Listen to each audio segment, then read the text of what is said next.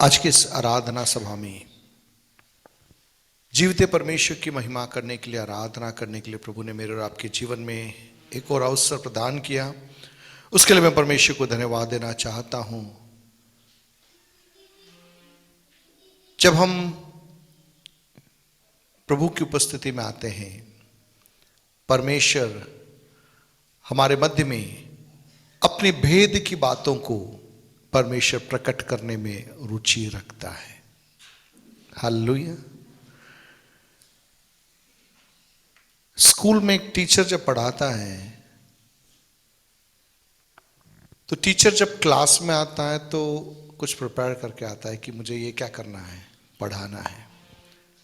और टीचर को सामने कई चीजें होती है कि सिलेबस कंप्लीट करना है, कोर्स कंप्लीट करना है। ये सारी चीजों को उस मानसिकता के साथ में वो क्लास में आता है।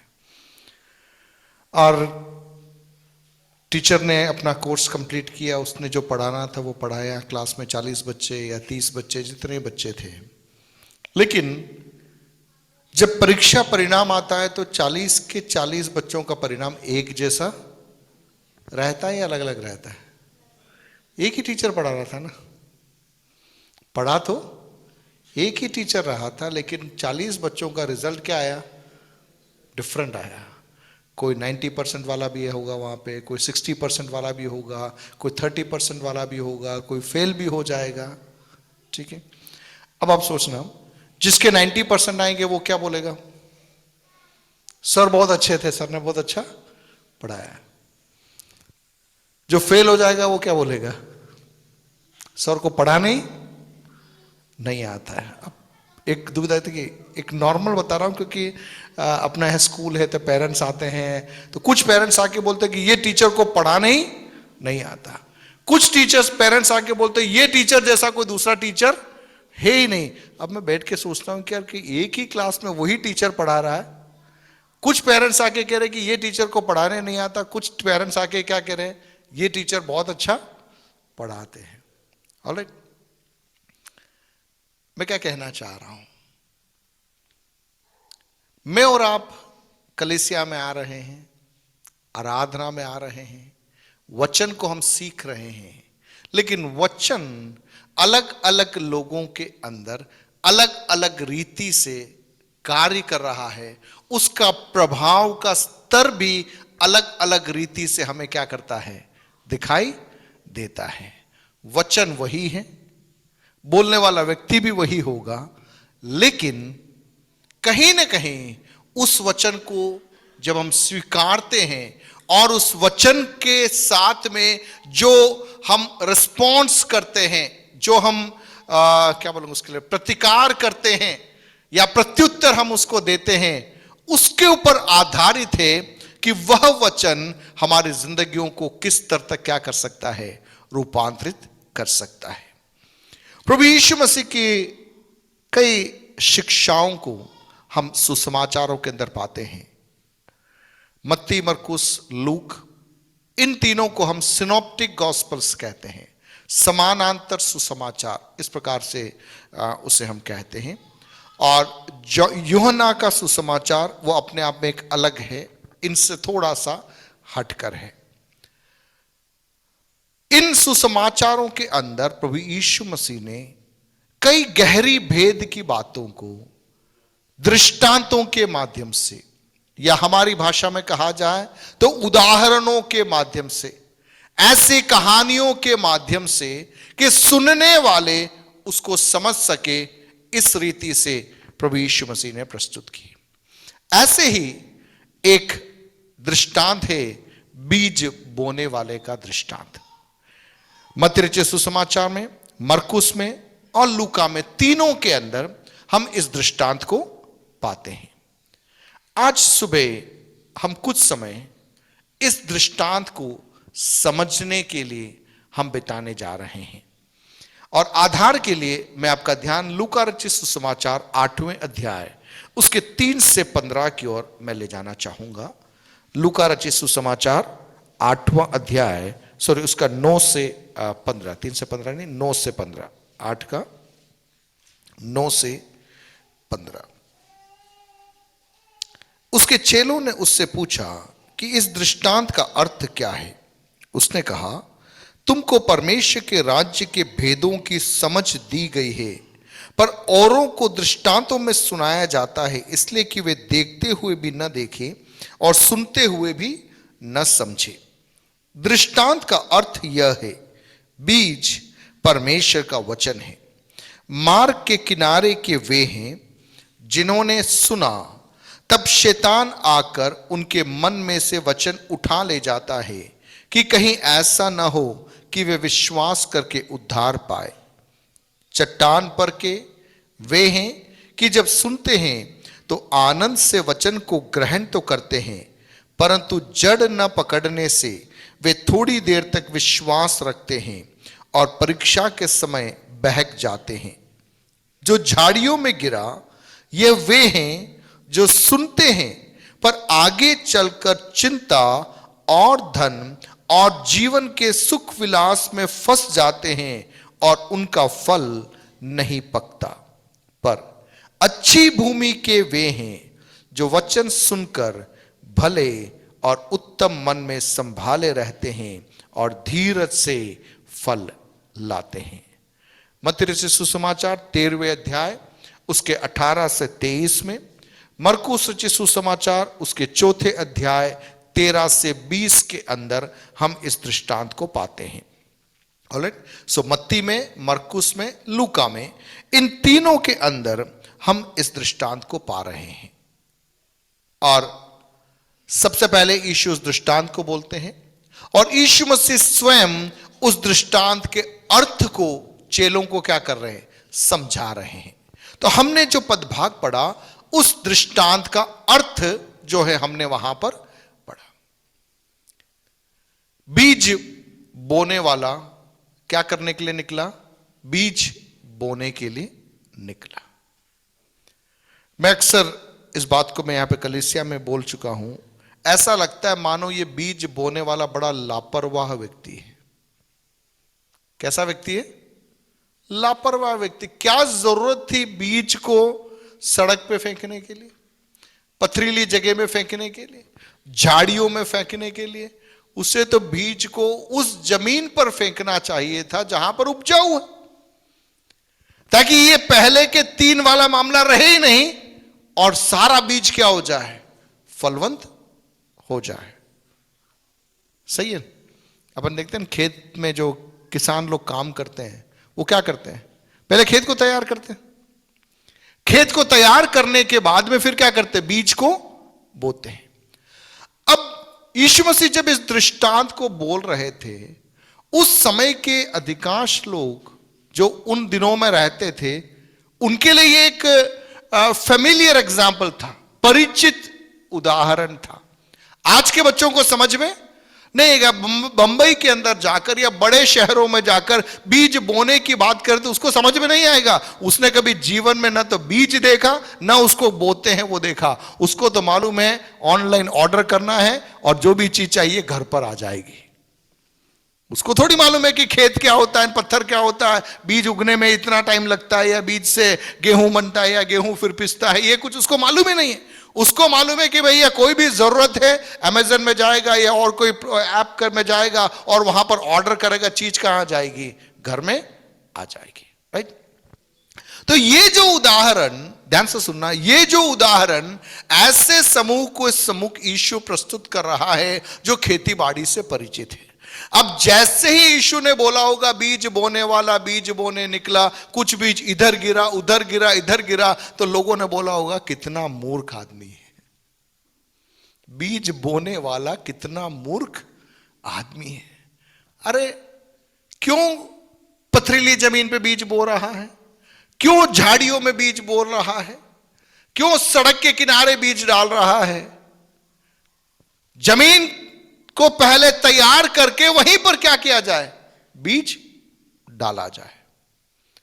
तो स्वाभाविक है जो सुनने वालों के अंदर बड़ा कोथुल मचा होगा,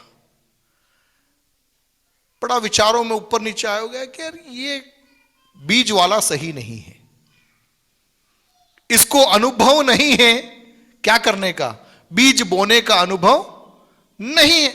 अब आप देखिए, यहां पर अगर कोई बीज बोने वाला है और सड़क में बीज डाल के चला जाए तो हम क्या बोलेंगे? यहां तो बीज उग ही नहीं सकता, फिर सड़क पे बीज डालने की जरूरत क्या थी? पूरे कांटे हैं, वहां पर बीज डाल के चला जाए। कुछ समय पहले हेलीकॉप्टर से यहां पर बीजारोपण किया गया था, कई सालों पहले। पूरे डूंगरपुर के अंदर हेलीकॉप्टर से बीज डालते, उस समय कई बीज लोगों के छतों पे भी गिरे थे।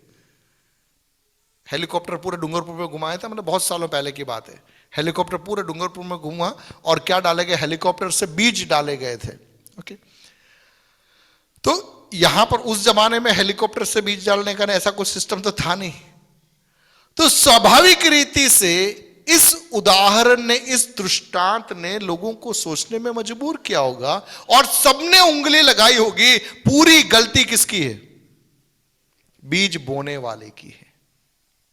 अगर बीज बोने वाला अच्छी भूमि में बीज बोएगा तो फसल को पाएगा।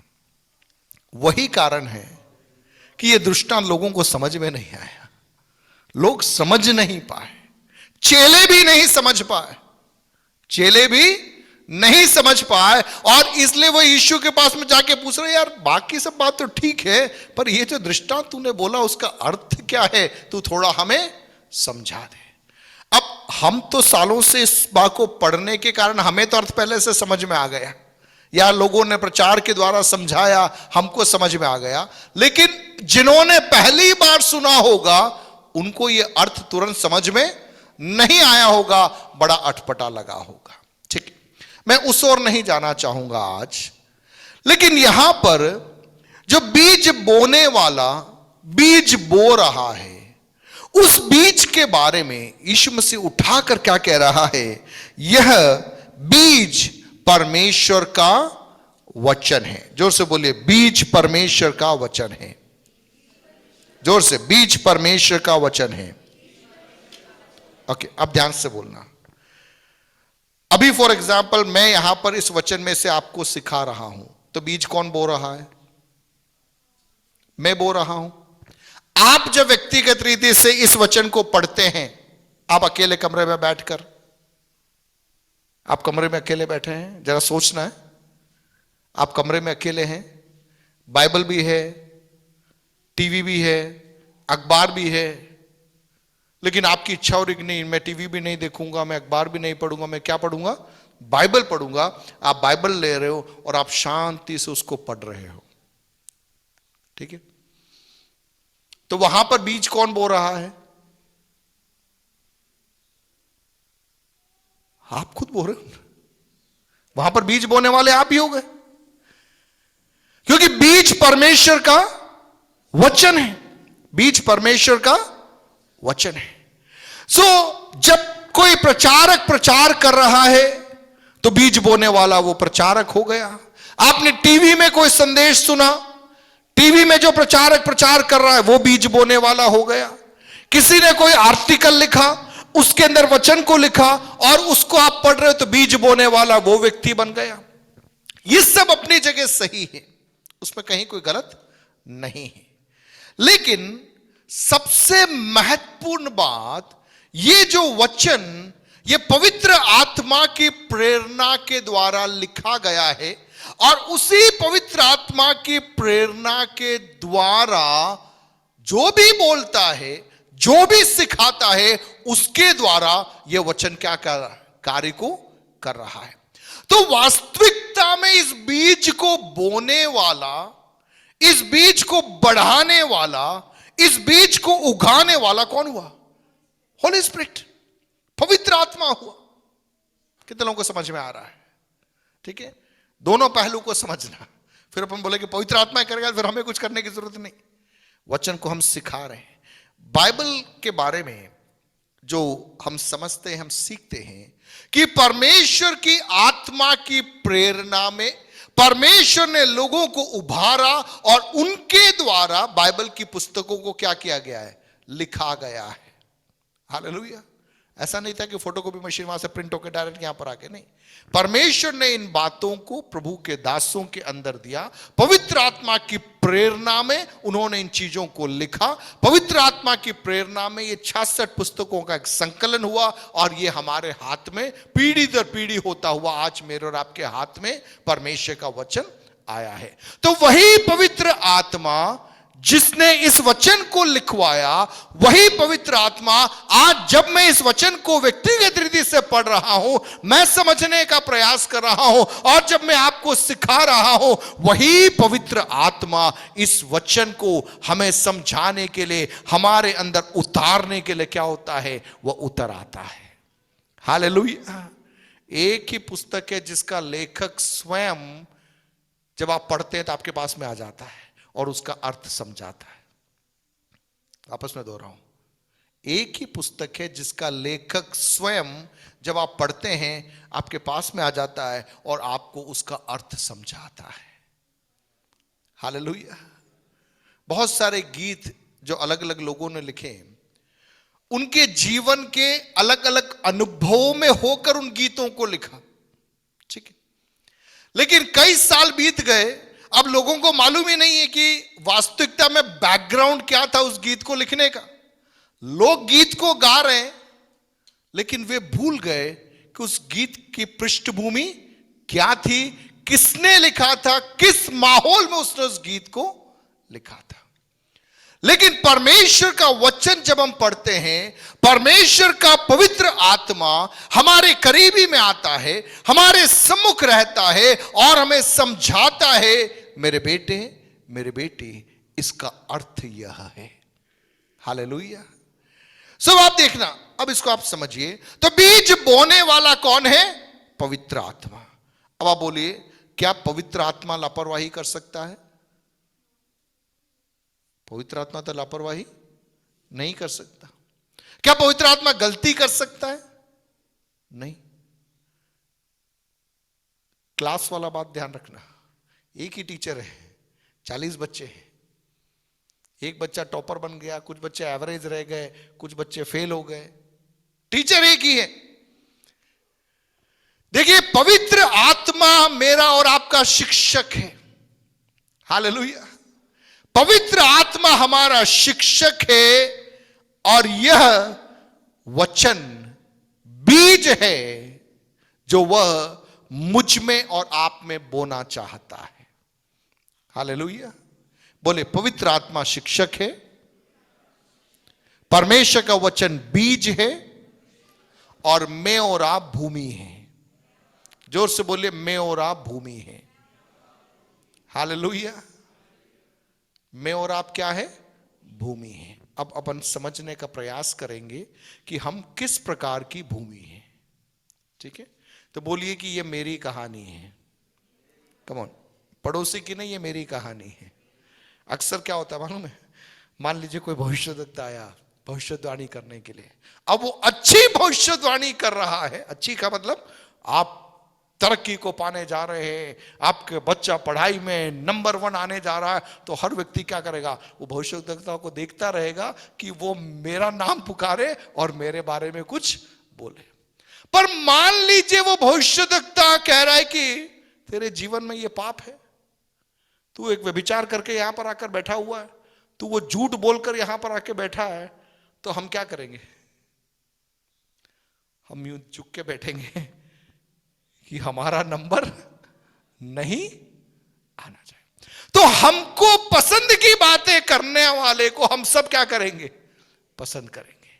लेकिन जो हमको थोड़ा सा सच्चाई बोल दे और हमारे अंदर दर्द होगा, हम उसको क्या करेंगे? हम पसंद नहीं करेंगे। छोटे बच्चे को डॉक्टर क्या देता है? सिरप देता है। सिरप होता है पीने का, उस सिरप में मिठास होती है। क्यों देता मालूम है? आप उसको डायरेक्ट टैबलेट क्यों नहीं देते बच्चों को? वो टैबलेट कड़वी होती है, वो निकल नहीं सकता है, तो उसको क्या करेंगे? सिरप बना के देंगे, उसमें शक्कर का घोल होगा या शहद के अंदर डाल के। दवाई क्या करते कि छोटे बच्चों को शक्कर, आप बड़े हो गए, 50 साल के हो गए, 60 साल के हो गए, अब भी वो सिस्टम चलता है क्या? जाके बोलो डॉक्टर से, डॉक्टर साहब ना मेरे को तो टैबलेट वैबलेट नहीं खा जाते, वो सिरप दे दो, वो कफ सिरप हुई हो, तो नहीं बनेगा मामला। कितने लोगों को समझ में आ रहा है? हालेलुया। बोले पवित्र आत्मा शिक्षक है, परमेश्वर का वचन बीज है और मैं भूमि हूं। हालेलुया। अब देखिए, पवित्र आत्मा रूपी शिक्षक इस बीज रूपी वचन को आज मैं समझता हूं कि विश्व के हर व्यक्ति की पहुंच तक प्रभु ने लाके रख दिया है। इस कोविड के माहौल के अंदर ऑनलाइन प्लेटफॉर्म के द्वारा परमेश्वर का वचन रूपी बीज, मैं कहूंगा, हर व्यक्ति की पहुंच में आ गया है। अब कोई ये नहीं कह सकता कि मुझे अवसर नहीं मिला, मेरे घर में भारी सताव था इसलिए बाइबल फाड़ दी गई। नहीं साहब, आपको अगर वचन में पढ़ना है तो आप गूगल में सर्च करके वचन को निकाल सकते हैं। हालेलुया। वो जमाना था कुछ सालों पहले तक जहां पर हम बहाना बना सकते थे, मेरे घर में अगर मैं बाइबल पढ़ रहा हूं तो मेरे घर में लोग विरोध करते इसलिए मैं बाइबल पढ़ नहीं पा रहा। अब वो बहानेबाजी काम नहीं आ सकती, क्योंकि वचन कहां पर अवेलेबल है? आपके मोबाइल के अंदर अवेलेबल है, ऐप में अवेलेबल है, आप गूगल में जाके देख सकते हैं, आप हेडफोन लगाकर आप सुन सकते हैं, सब कुछ कर सकते हैं। क्या हो रहा है ये सब? परमेश्वर के आगमन से पहले परमेश्वर नहीं चाहता कि कोई भी उठकर कहे कि मैंने वचन नहीं सुना या मेरे पास में अवसर नहीं था। हालेलुया।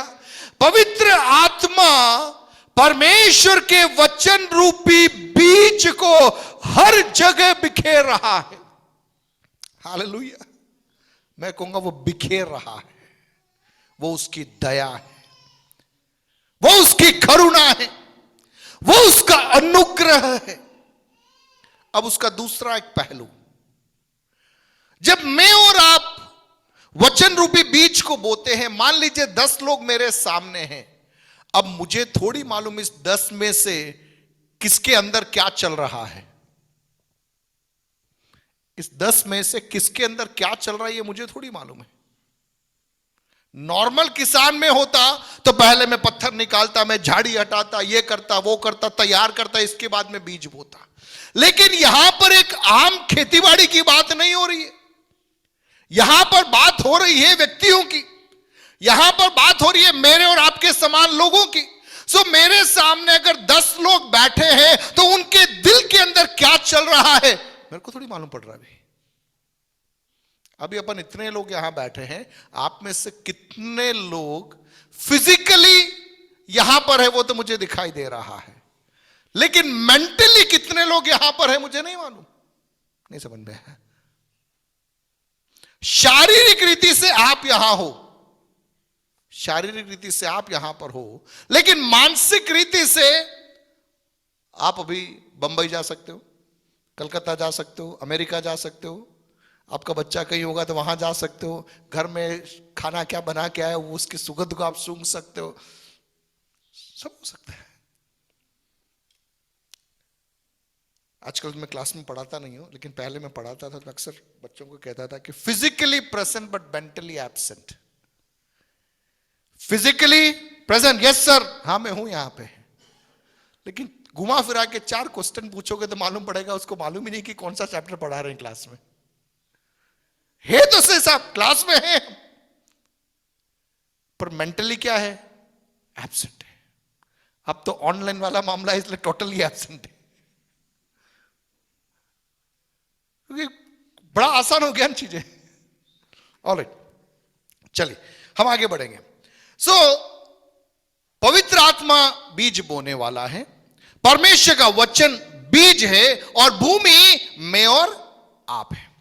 अब यहां पर हम देख रहे हैं 4 प्रकार की भूमि के बारे में बताया गया है। 4 प्रकार की भूमि। पहला जो हम देख रहे हैं उसको हम कह सकते हैं कि वे साइड, पहला मार्ग के किनारे के, मार्ग के किनारे के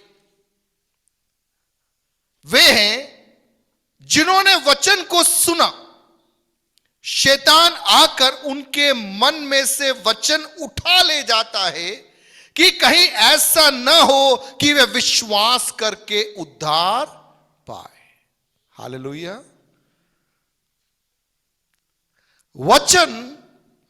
वचन जब मेरे और आपके अंदर जाएगा और जब हम उस पर विश्वास करेंगे तो हम क्या पा सकते हैं? उद्धार पा सकते हैं। उद्धार पाना है तो वचन पर क्या करना होगा? विश्वास करना होगा। बिना वचन पर विश्वास किए आपने उद्धार की बात आप कर रहे हो तो कोई मतलब नहीं है ना। साहब मैं बीमार हूं, आप बोलो करना क्या है? किसी ने बोला कि बपतिस्मा ले लो आप सही हो जाओगे। हाँ साहब मैं बपतिस्मा ले लेता हूं। दूसरा बोल रहा है सर मेरा दिल उस लड़की पे आ गया है, शादी करना है, वो विश्वासी मैं अविश्वासी हूं। काम करो बपतिस्मा ले लो, शादी हो जाएगी। कोई मतलब नहीं, कोई मतलब उसमें। जब तक वचन रूपी बीज को आप विश्वास नहीं करोगे तब तक हम क्या नहीं पा सकते? उद्धार नहीं पा सकते। रोमियो की पत्री 10वां अध्याय जहां पर उद्धार के बारे में कुछ गहरी बातें रखी गई है, उसमें से एक दो पदों को मैं आपके बीच में लाना चाहूंगा। रोमियो की पत्री उसका 10वां अध्याय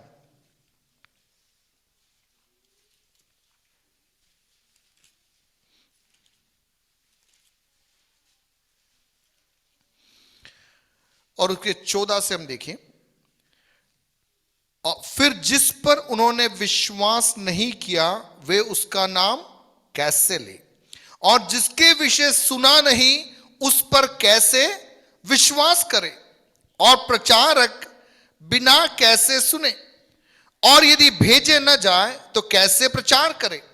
जैसा लिखा है उनके पांव क्या ही सुहावने हैं जो अच्छी बातों का सुसमाचार सुनाते हैं, परंतु सब ने उस सुसमाचार पर कान न लगाया। यशायाह कहता है हे प्रभु किसने हमारे समाचार पर विश्वास किया है। 17वां पद महत्वपूर्ण। विश्वास सुनने से और सुनना मसीह के वचन से होता है। बोलिए विश्वास, जोर से, विश्वास सुनने से। खुद के कानों से सुनना है, खुद के कानों से सुनना है। और क्या सुनना है? वहां लिखा है सुनना मसीह के वचन से होता है। बोले मसीह का वचन, जोर से बोले मसीह का वचन। देखिए बीमारी से चंगाई ठीक है, शादी ब्याह वाला चक्कर भी ठीक है, उसमें कहीं कुछ गड़बड़ी नहीं है, लेकिन महत्वपूर्ण क्या है? यदि मैं और आप उद्धार पाना चाहते हैं तो हमें मसीह का वचन सुनना पड़ेगा। हालेलुया।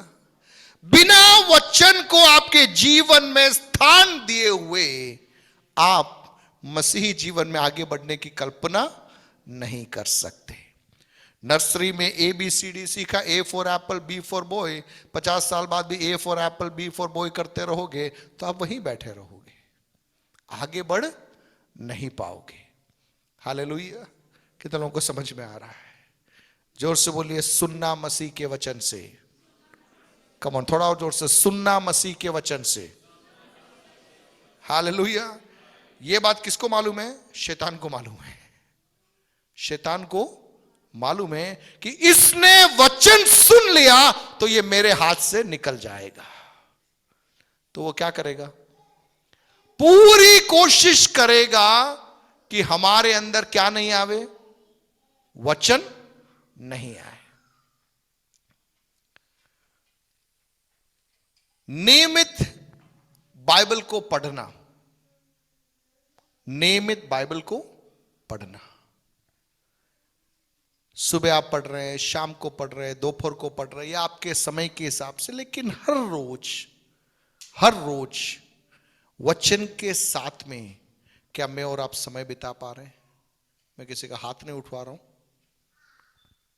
आप खुद सोचिए, क्या वचन के साथ में नियमित समय हम बिता पा रहे हैं? गमला आपके पास में है, मिट्टी भी रख दिया, पानी भी डाल रहे हो लेकिन बीज नहीं बोया तो कुछ उगेगा क्या? उगेगा? कल मैं एज़ेकिया फ्रांसिस का एक मैसेज सुन रहा था, बहुत सुंदर मैसेज, कल उनके कॉन्फ्रेंस चल रहा था, उसमें से आया था, और उसके अंदर प्रभु का दास इसी लाइन में बोल रहा था कि बिना वचन अंदर जाए आप 21 दिन उपवास बैठो, 40 दिन उपवास बैठो, कोई मतलब नहीं है। आप आराधना कर रहे हो, ताली बजा रहे हो, सब कुछ कर रहे हो, लेकिन क्या नहीं आ रहा है? वचन नहीं आ रहा है। प्रियो, वचन वह बीज है जो हमारे अंदर हमें स्वीकार करना है। शैतान का प्रयास क्या है? यह व्यक्ति वचन नहीं सुनना चाहिए। आप मीटिंग में जाने के लिए तैयार होते हैं, उसी समय आपके दोस्त का फोन आता है, उसके पहले नहीं आएगा। 8:30 का टाइम है तो 8:30 बजे दोस्त का फोन आएगा, अरे यार मैं आ रहा, बहुत दिन हो गए तेरे से मिले हुए। और अपन को भी लगता है यार मेरा दोस्त का फोन आया, जिगरी दोस्त का फोन आया है, अब तो मुझको क्या करना पड़ेगा? रुकना पड़ेगा। पादरी साहब फोन करके पूछेंगे भैया क्या हुआ? अरे सर क्या करो, मैं आने ही वाला था, कौन आ गया? मेरा दोस्त। अगली बार ध्यान रखना, दोस्त नहीं आया था, कौन आया था? चिड़िया आई थी, बस बाकी आप समझ जाना। कौन आया था? चिड़िया। अपन कहते हैं ना, जब चिड़िया चुग गई खेत, अब पछता है क्या होत जब चिड़िया चुग गई खेत। भैया बीज जब बोया जा रहा है उस समय हमें बहुत सतर्क रहना है, क्योंकि यदि यह बीज मेरे और आपके जीवन के अंदर सही रीति से नहीं उतरा, हमारा उद्धार ही नहीं होगा। हालेलुया। कथा कहानियां सुनाने से ये चीज नहीं होने वाला है। वहां पर ये चमत्कार हुआ, उधर ये चमत्कार हुआ, वहां पे अंधे ने देखा, यहां पे लंगड़ा दौड़ने लगा, अच्छी बात, उसमें कहीं कोई दिक्कत वाली बात नहीं है, लेकिन उसकी तुलना वचन के साथ में आप नहीं कर सकते। हालेलुया। हमें लोगों को प्रेरित करना है, लोगों को सिखाना है कि नियमित रीति से बाइबल को आपको पढ़ना है। हालेलुया। केवल पढ़ना नहीं, जो आप पढ़ रहे हैं उसको आपके जीवन के अंदर क्या करना है? उतारना है। चिड़िया घूम रही है कि जो वचन आपके अंदर आ रहा है आपके अंदर से चुगने के लिए। हालेलुया। सो पहली सीढ़ी, पहला लेवल वहां होता है जहां पर बीज आ रहा है, लेकिन चिड़िया झपट्टा मार रही है, बीज को लेकर जा रही है। हालेलुया। आप जब पौधा लगाते हैं तो पौधे के चारों ओर क्या लगाते हैं? आजकल नगर परिषद बहुत सारे पौधे लगाते हैं, उसके चारों ओर क्या लगाते हैं? बैरिकेडिंग लगाते हैं, एक रिंग लगाते हैं। क्यों रिंग लगाते हैं? रिंग क्यों लगा रहे हैं? कि कोई जानवर आके उसको खा नहीं जाए। हालेलुया। तो जब हम विश्वास में बढ़ना आरंभ करते हैं, यह महत्वपूर्ण है, हमारे चारों ओर एक बाड़ा होना चाहिए। क्या होना चाहिए? एक बाड़ा होना चाहिए। अगर बाड़ा नहीं होगा तो जो भी संदेश आपने सुना, थोड़ी देर में चिड़िया क्या करेगी? आके चुग कर चली जाएगी। अब पुराने जमाने, आजकल तो लोग बोलते नहीं है, लेकिन पुराने जमाने में चर्चेस में लोग सिखाते थे कि आपके घर में टीवी नहीं होना चाहिए। क्या बोलते थे? आपके घर में टीवी नहीं होना चाहिए, आप फिल्में नहीं देख सकते। क्या नहीं देख सकते? आप फिल्में नहीं देख सकते, आप सीरियल नहीं देख सकते, फिल्मों के गाने आप सुन नहीं सकते। आजकल क्या कि पादरी साहब भी नहीं बोल सकते, क्योंकि पादरी साहब का कॉलर ट्यून ही फिल्मी धुन में लगा हुआ है।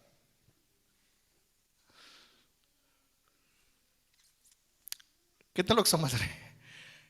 ये क्यों करते थे वे लोग? क्योंकि उनके पास में दूरदृष्टि थी, उनके पास में दूरदृष्टि थी। उनको मालूम था कि कलीसिया में अगर ढील दे दी तो वहां से कौन आक्रमण करेगा? चिड़िया आक्रमण करेगी, और जो वचन का बीज बोया जा रहा है उसे चुग लेगी, और कुछ समय बाद में वचन रहित लोग सब कुछ करेंगे। हालेलुया। आज बहुत तेरे स्थानों पर यही हो रहा है। चमत्कार भी हो रहा है, चिन्ह भी हो रहा है, भीड़ भी जुट रही है, सब कुछ हो रहा है, लेकिन क्या नहीं है? वचन नहीं है। वचन के बगैर हम ज्यादा चल नहीं पाएंगे। ओके, मैं जल्दी आगे बढ़ूं। तो पहला कौन सा स्थान? वे लोग जिनके अंदर वचन नहीं है। वचन आया लेकिन आपका जीवन खुला हुआ, चिड़िया ने झपट्टा मारा, लेके चला गया। अगले संडे वापस खाली अपन चर्च में आके बैठे हुए हैं। वापस वचन आया, बाहर निकले, चिड़िया चुग कर चले गई। एक बार चिड़िया चुग गई वो तो समझ में आता है, लेकिन बार बार चिड़िया चुग रही है, इसका मतलब गड़बड़ी है कि नहीं है? आपने घर में दूध रखा, बिल्ली आके दूध पी के चली गई। एक दिन दूध पी के चले गए, लेकिन रोज आपकी कहानी यही है, अरे पादरी साहब क्या करूं, वो बिल्ली आ जाती है, दूध पी के चली जाती है, आपको चाय नहीं पिला पा रहा हूं मैं।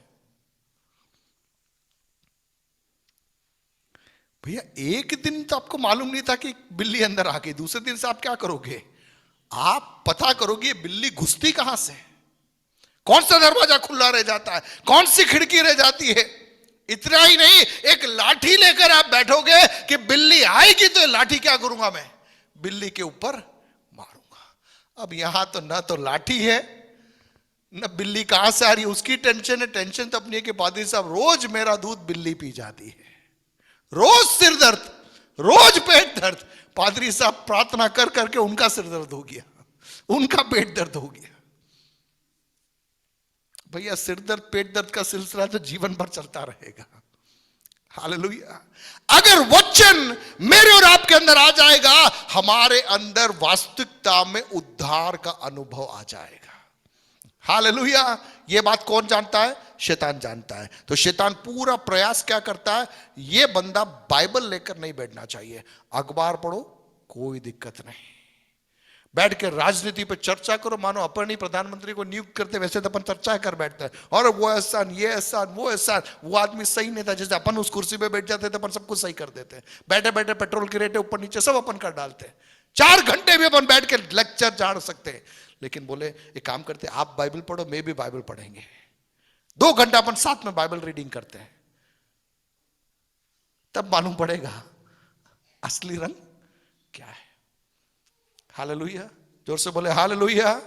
मैं इसलिए कह रहा हूं कि चिड़िया बीज को क्या नहीं चाहिए? चुगना नहीं चाहिए। अगला समूह रॉकी वंस, 13वें पद में है, चट्टान पर के वे हैं कि जब सुनते हैं तो आनंद से वचन को ग्रहण तो करते हैं, परंतु जड़ न पकड़ने से वे थोड़ी देर तक विश्वास रखते हैं और परीक्षा के समय बहक जाते हैं। हालेलुया। अब पहला ग्रुप कौन सा है? जिसके अंदर वचन है ही नहीं। कलीसिया के मेंबर, साहब मेंबर है, बपतिस्मा लिया साहब, 10 साल हो गए, 15 साल हो गए, 25 साल हो गए, बिल्कुल आपका नाम मेंबरशिप के अंदर है, आप दशवांश भी डालते, भेंट भी डालते, सब कुछ आप करते होंगे, लेकिन जब तक वचन आपके अंदर नहीं आ रहा है या आप वचन को स्वीकार नहीं कर रहे हैं, कोई मतलब नहीं है। किसी चेंज की उम्मीद मत करना। दूसरा कैटेगरी, इनके बारे में लिखा है, आनंद से वचन को ग्रहण करते, बड़े खुशी से, जोरदार वचन प्रचार होते ही कई कलीसियाओं में देखा है कि लोग इतने अति उत्साही हो जाते कि प्रचारक वचन क्या बोल रहा है ये तो सुन ही नहीं रहे। मैंने एक लाइन चालू किया, पूरी कलीसिया जोर शोर में माहौल में आ गई। अब यही नहीं मानो कि मैंने बोला क्या था। यूं थोड़ी देर बाद माइक रख के पूछूंगा, भैया मैंने प्रचार क्या किया था? वो तो नहीं मालूम यार, आपका बोलने में बड़ा मजा आ रहा था इसलिए तालियां बजा रहे थे। हालेलुया। कितनों को समझ में आ रहा है? ये सब चल रहा है आज। हर बात पे ताली बजाने की बात यहां पर मैं नहीं कर रहा, हर बात में अन्य भाषा बोलने की बात भी मैं नहीं कर रहा। जब वचन प्रचार होता है, वो वचन को हमें हमारे जीवन में उतरने के लिए, सिंक इन करने के लिए स्थान देना होता है। हालेलुया। जोर से बोले हालेलुया। ऑलराइट। वहां लिखा, चट्टान पर के वे हैं कि सुनते हैं तो आनंद से वचन को ग्रहण तो करते हैं, परंतु जड़ न पकड़ने से वे थोड़ी देर तक विश्वास रखते हैं और परीक्षा के समय क्या हो जाते हैं, बहक जाते। बोलिए बहक जाते हैं। हालेलुया। बहुत सारे लोग इस कैटेगरी के अंदर है। क्या हो जाते, वे बहक जाते हैं। किसी ने कुछ बोला, अरे अरे साहब बिल्कुल मैं वहां पर भी हूं, अरे साहब तू इधर, अरे मैं तो यही तो हूं। चर्च में आओ तो अरे हालेलुया हालेलुया हालेलुया। बाहर उधर निकले उसकी भाषा गिरगिट के समान। गिरगिट देखा, वो रंग बदलता रहता है। जिस डाली पर बैठेगा उस डाली का रंग उसका हो जाएगा। हरी डाली पे तो हरा रंग, पीली डाली पे तो पीला रंग। सो गिरगिट मसीह है। कौन से मसीह? जिनके अंदर वचन ने जड़ नहीं पकड़ा। हालेलुया। वचन को सुन रहे हैं लेकिन वचन को क्या अनुमति नहीं दे रहे, जड़ पकड़ने की अनुमति नहीं दे रहे हैं। ऐसे लोगों के बारे में क्या लिखा है, परीक्षा के समय वे बहक जाते हैं, बहक जाते हैं। प्रभु यीशु मसीह के सामने शैतान परीक्षाएं लेकर आया। मत्ती रचित सुसमाचार 4 अध्याय में हम उसके बारे में देखते हैं। लेकिन हर परीक्षा का सामना यीशु ने वचन से किया। ऐसा लिखा है, ऐसा लिखा है। शैतान भी जानबूझकर वचन को लेकर आया, लेकिन यीशु ने कहा तू जो बोल रहा है वो आउट ऑफ कॉन्टेक्स्ट है। रियल कॉन्टेक्स्ट मैं बताता हूं कि वचन में क्या लिखा है। हालेलुया। हमारे जैसे प्रचारकों के साथ की समस्या क्या है मालूम है? हम वचन को तोड़ मरोड़ कर अपने फायदे के लिए हम वचन का इस्तेमाल कर देते हैं। क्या कर रहे हैं हम बोल रहे साहब हम वचन ही तो बोल रहे हैं। शैतान भी कहता वचन ही तो बोल रहा हूं भैया, मैं कोई बाहर की बात थोड़ी बोल रहा हूं। वचन लेकर ही वो यीशु के सम्मुख आया था। और आज हम वचन को तोड़ मरोड़ कर उसी को लेकर हम लोगों के सामने खड़े हो रहे हैं। क्या होगा अगर जड़ हमारी मजबूत नहीं हो तो हमको खुद को समझ में नहीं आएगा कि सही वचन कौन सा है, डुप्लीकेट कौन सा है। हालेलुया। अक्सर अपन बोलते हैं डुप्लीकेट नोट। 500 का डुप्लीकेट नोट आपने देखा होगा या सुना होगा, 2000 का सुना होगा। 150 का डुप्लीकेट नोट कितने लोगों ने देखा, सुना आपने 150 का डुप्लीकेट? क्यों? 500 का डुप्लीकेट बना सकते थे, 150 का बनाने में क्या तकलीफ है? ओरिजिनल। तो देखिए जो ओरिजिनल है उसका क्या बनता है, सीधी सी। तो जो ओरिजिनल है उसका क्या होगा? तो ओरिजिनल चंगाई भी है, डुप्लीकेट चंगाई भी है। ओरिजिनल भीड़ भी है, डुप्लीकेट भीड़ भी है। ओरिजिनल आशीषें भी है, डुप्लीकेट आशीषें भी है। शैतान यीशु के पास में आके क्या बोला, भूखा है यार, तू परमेश्वर का पुत्र है, तू आदेश देगा तो ये पत्थर क्या बन जाएगा, रोटी बन जाएगा। ऑफर गलत थोड़ी था। शैतान ने थोड़ी बोला कि मैं रोटी बना के दूंगा। शैतान ने तो यीशु को बोला तू आदेश देगा तो ये पत्थर क्या बन जाएगा, रोटी बन जाएगा। अगर यीशु आदेश देता तो क्या पत्थर रोटी बन जाता? बन जाता ना। तो यीशु ने बनाया क्यों नहीं? यीशु ने बनाया क्यों नहीं? अगर हम होते, मैं होता, तो उस दिन से एक नई मिनिस्ट्री चालू हो जाती। जिस जिसके पास में पत्थर है आप पत्थर लेकर आओ, मैं रोटी बनाकर आपको दे दूंगा। रॉक टू ब्रेड, नया ब्रांड चला देता मैं, पत्थर से रोटी बनाने की सेवकाई। जिस जिसके पास पत्थर है वो ले आओ, मैं आपको क्या बना के दूंगा, रोटी बना के दूंगा। यीशु को मालूम था मेरी सेवकाई पत्थर को रोटी बनाने वाला मामला नहीं है। मैं तो जीवन की रोटी हूं जो स्वर्ग से उतरी हूं। हालेलुया। मैं वो रोटी हूं जो तोड़ी जाने वाला हूं। और ये क्या कर रहा है, पत्थर से रोटी बनाने की बात कर रहा है। आज की सुबह मैं कहना चाहूंगा, परमेश्वर का आत्मा एक ऊंचाई के स्तर में मुझे और आपको ले जाना चाहता है, लेकिन शैतान हमें बीच में रोकना चाह रहा है। रुकना मत, रुकना मत। एक्साइटिंग लगेगा। आज बहुत तेरे लोग अटक गए हैं। कोई पत्थर से रोटी बना रहा है। हम देखेंगे उस भाग को, मत्ती रचित सुसमाचार 4 अध्याय,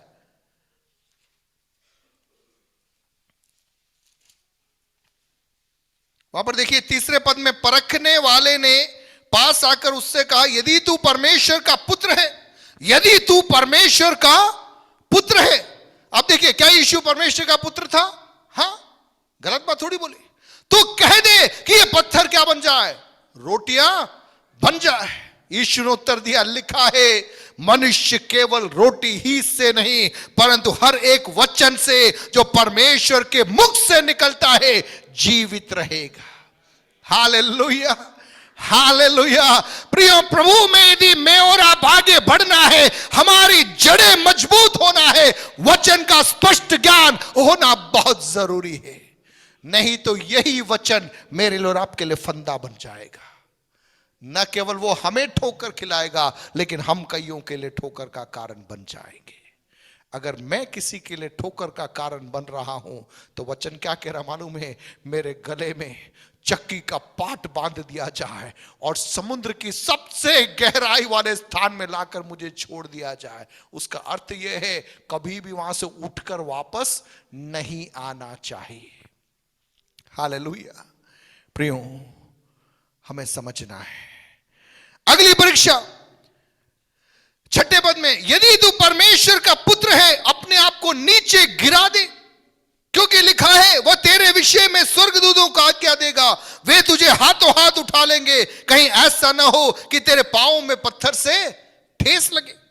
यीशु ने उससे कहा, यह भी लिखा है, तू प्रभु अपने परमेश्वर की परीक्षा ना कर।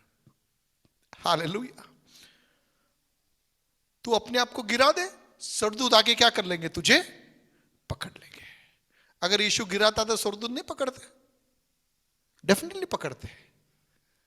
लेकिन यीशु को मालूम था कि मैं गिमिक करने के लिए, एक जादूगर किनाए कुछ करवाने के लिए मैं यहां पे नहीं आया कि वो टोपी के अंदर से कबूतर को निकाल के बता रहा देख कबूतर निकला है। यीशु को उनको करके स्थापित करने की जरूरत नहीं थी कि वह परमेश्वर का पुत्र है। हालेलुया। प्रियो, हमें चीप पब्लिसिटी स्टंट करके यह साबित करने की जरूरत नहीं है कि यीशु मसीह परमेश्वर का पुत्र है। हालेलुया। एक जादूगर टोपी के अंदर से कबूतर निकालकर स्टेज पर रखता है और यह स्थापित करता है कि मैं जादूगर हूं। आपको सिर दर्द, पेट दर्द करवा के, निकलवा कर, जबरदस्ती गवाही बुलवा कर, जबरदस्ती दौड़ा कर, वो लटक लटक के चल रहा, लेकिन हम कह रहे दौड़ दौड़, और हम फोटो खींच रहे उसके साथ में कि मैंने प्रार्थना की, याद में चंगा हो गया। प्लीज, इनसे कोई मतलब नहीं है। हालेलुया। यदि परमेश्वर का कार्य है, परमेश्वर अपनी महिमा को अद्भुत तरीके से वहां पर प्रकट करेगा।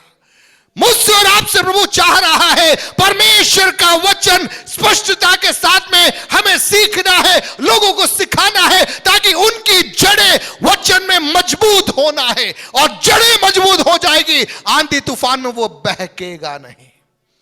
हालेलुया। एक बगल से, एक टहनी से वो टहनी, उस टहनी से इस टहनी, कौन छलांग मारता है? बंदर छलांग मार रहा है। हमें बंदर मसीह नहीं बनना है। कौन सा मसीह नहीं बनना है? बंदर मसीह नहीं बनना है।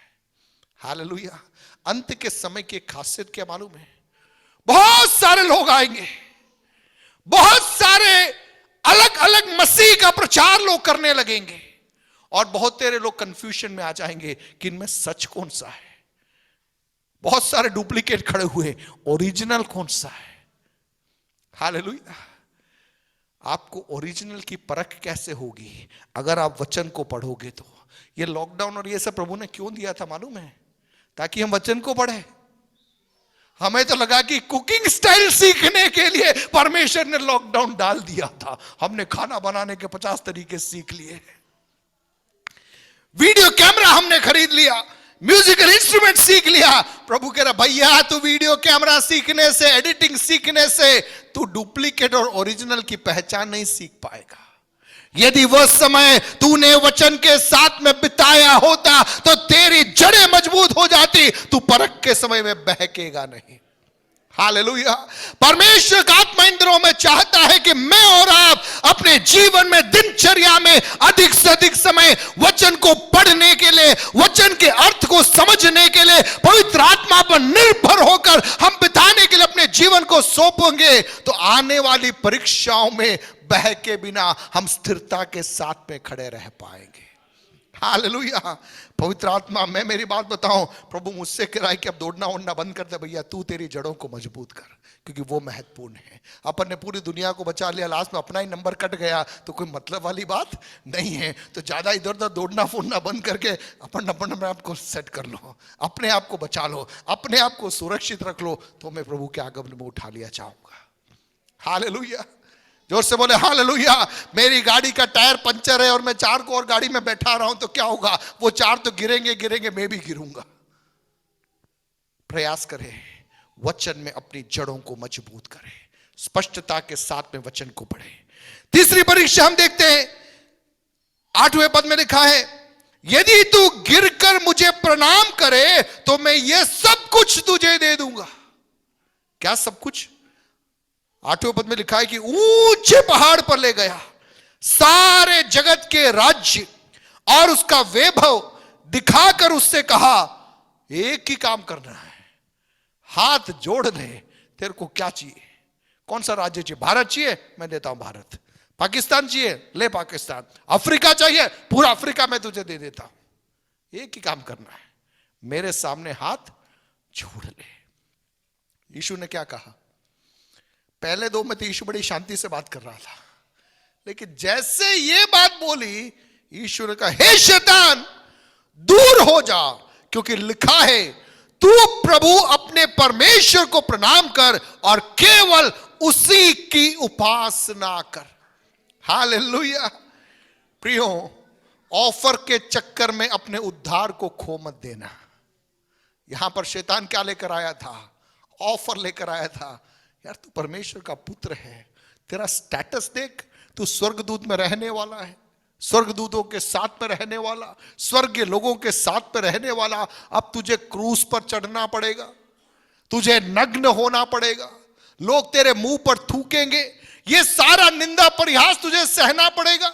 इन किसी चीज की जरूरत नहीं है, मैं तेरे को शॉर्टकट बता रहा हूं, मेरे सामने हाथ जोड़ ले, ये सब मैं तुझे दे दूंगा। हालेलुया।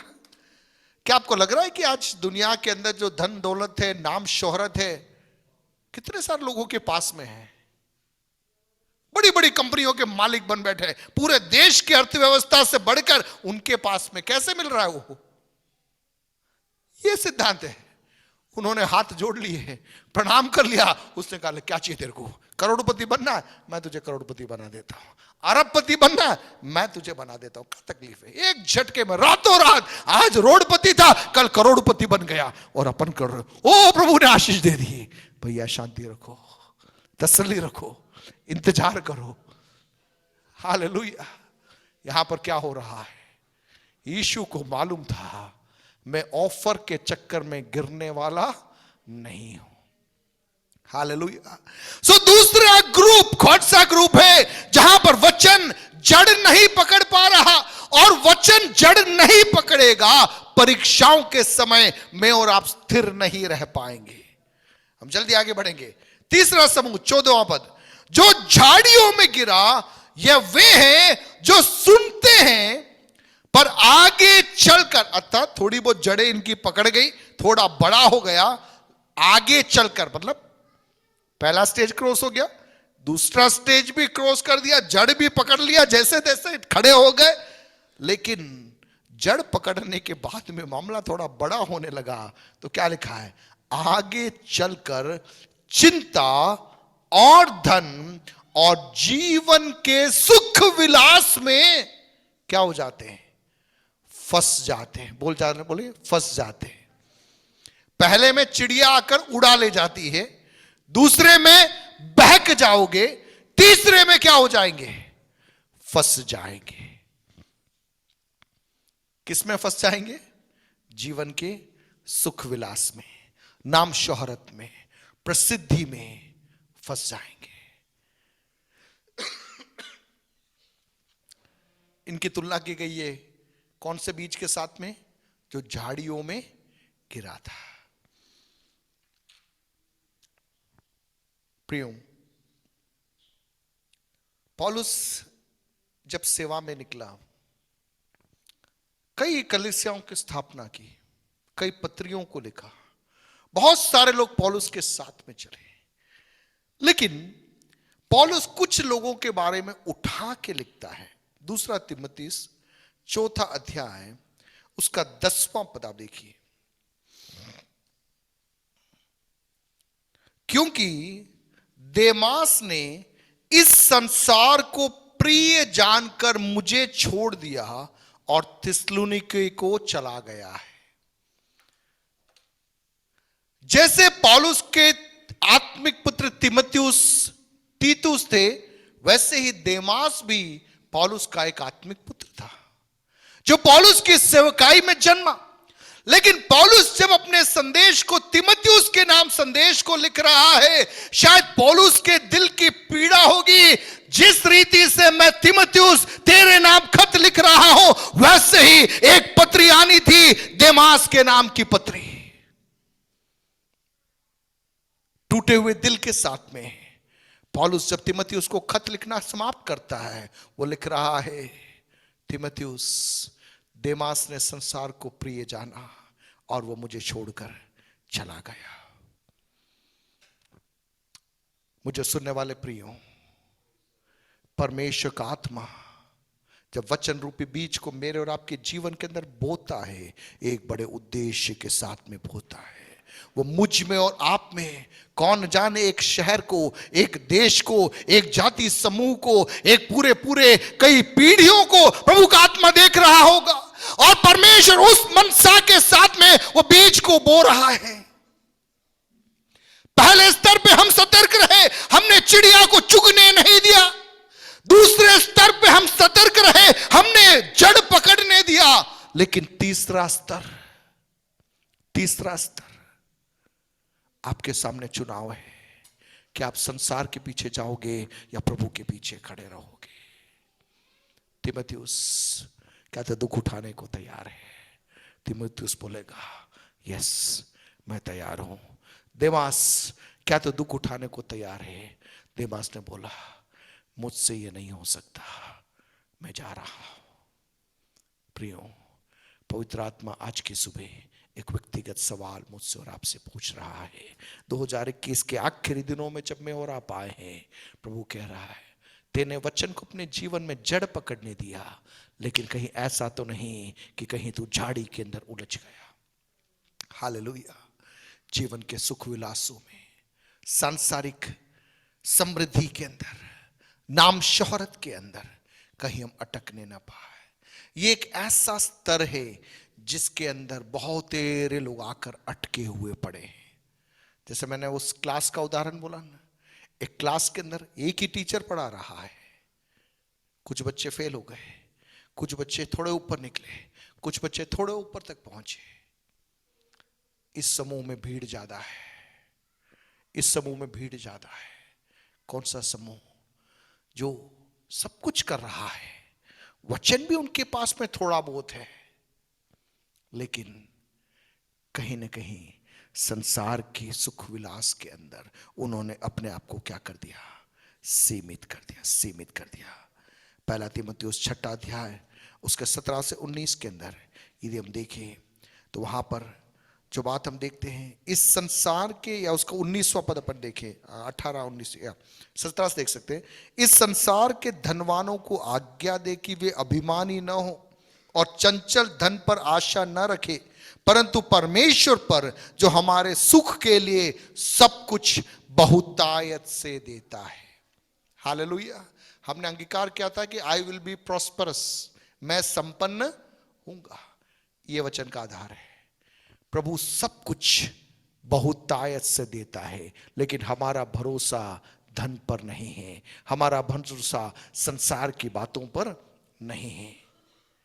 19वें पद में लिखा है कि आगे के लिए एक अच्छी नींव डाल रखे कि सच्चे जीवन को वश में कर सके। हालेलुया। एक अच्छी नींव मुझे और आपको डालना है। प्रियो, ये बहुत महत्वपूर्ण है, अन्यथा हमारी दौड़ धूप व्यर्थ हो जाएगी। हमने 3 प्रकार के स्तरों को देखा। पहला स्तर जहां पर आक्रमण चिड़िया कर रही है, उसका लक्ष्य क्या है? वचन आपके अंदर प्रवेश नहीं करना है। उस स्तर को आपने ओवरकम कर लिया। अगला स्तर, ये वचन इसमें जड़ नहीं पकड़ना है। परीक्षाएं आपके सामने आएगी, प्रलोभन आपके सामने आएंगे, आप वहां भी ओवरकम करके आगे निकल गए। तीसरा स्तर, जीवन के सुख विलासों के अंदर, जीवन की अन्य बातों के अंदर वो आपको दबाने का प्रयास करेगा। हालेलुया। जड़ जमीन के अंदर होती है, झाड़ियां ऊपर होती है। दूसरे स्तर के अंदर जो हमला हो रहा है वो अंदर ही अंदर हो रहा है। आपके अंदर ही दुविधा है, आपके अंदर ही पशुपेश की स्थिति है, उसको आपने ओवरकम कर लिया। अब आप बाहर निकल आए, वहां पर झाड़ियां खड़ी है आपको उलझाने के लिए। हालेलुया। प्रियो, हमें सतर्क रहने की जरूरत है। अंत के समय में ऐसा ना होने पाए कि जीवन भर हम दौड़े लेकिन झाड़ियों में उलझकर हम रह गए। 15वां पद हम देखें, और उसमें एक चीज और देखिए, उस जीवन के सुख उल्लास में फंस जाते हैं और उनका फल नहीं पकता। हालेलुया। फल मैच्योर नहीं हो रहा, फल पक नहीं रहा, सब कुछ हो रहा है लेकिन फल नहीं हो रहा। 15वां पद पढ़िए। पर अच्छी भूमि के वे हैं जो वचन सुनकर भले और उत्तम मन में संभाले रहते हैं और धीरज से क्या लाते हैं? फल लाते हैं। वचन सुनकर मन में संभाल कर रखते हैं, धीरज के साथ में क्या आता है? फल आता है। बोलिए, धीरज के साथ में फल आता है। जोर से बोलिए, धीरज के साथ में फल आता है। एक गुटली मैंने लगाई आम की, ठीक है। दूसरा, मैंने गुलाब का एक तना लाके, वो स्टेम लाके लगा दिया, ठीक है।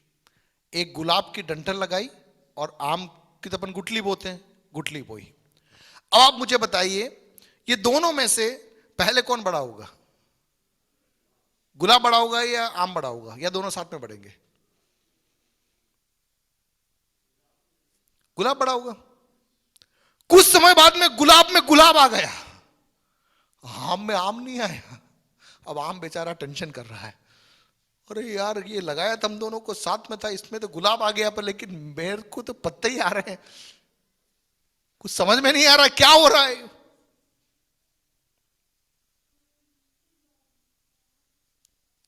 धीरज के साथ में, धीरज के साथ में खड़ा रहना पड़ेगा। अगर आप आम हो तो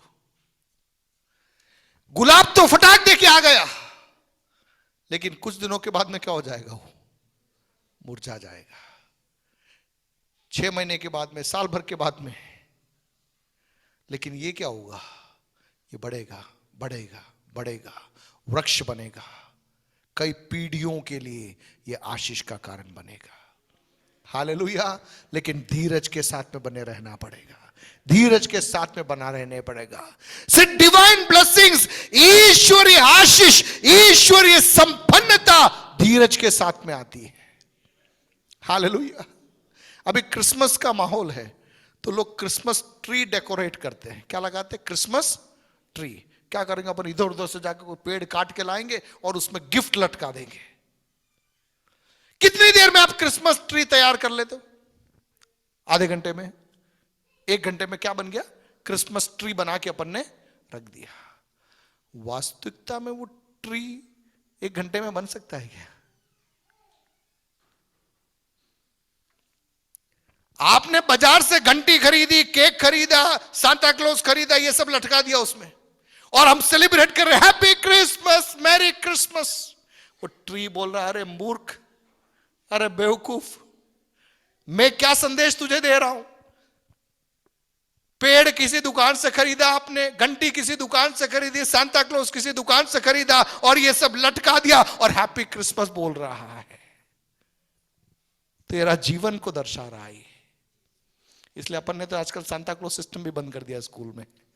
धीरे धीरे आंखें खुली, पहले आंखें नहीं खुली थी, लेकिन जब पवित्र आत्मा ने आंखों को खोला कि ये सब सिस्टम तो बंद करो, इसका मसीह से कोई लेना देना ही नहीं।